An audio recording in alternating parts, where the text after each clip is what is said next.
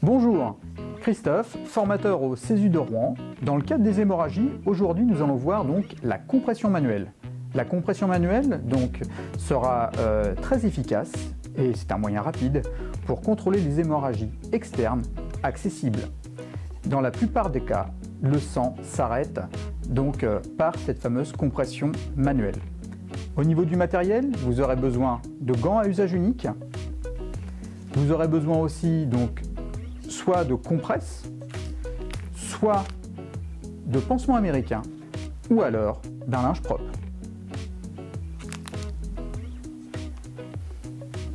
Dans le cadre de la compression manuelle, donc, on remercie d'abord Anne-Sophie de jouer la victime.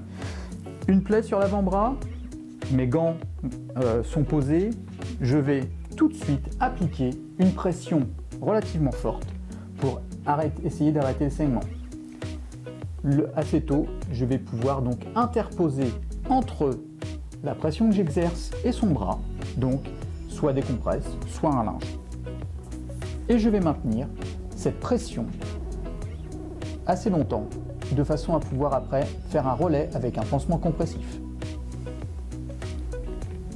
Pour faire suite à notre compression manuelle, dans un deuxième temps, afin de relayer cette compression manuelle qui est efficace et afin de libérer donc le secouriste, nous pouvons procéder à la mise en place donc d'un pansement compressif.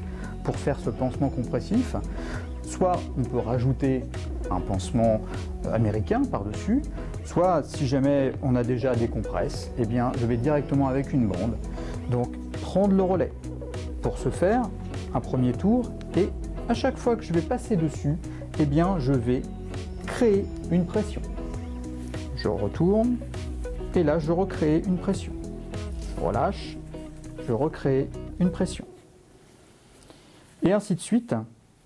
Donc il faut que, pour qu'il soit efficace, ce pansement compressif, eh bien effectivement qu'il y ait donc cette pression qui soit appuyée au niveau de la plaie. Un des critères forcément d'efficacité est bien sûr l'arrêt du saignement.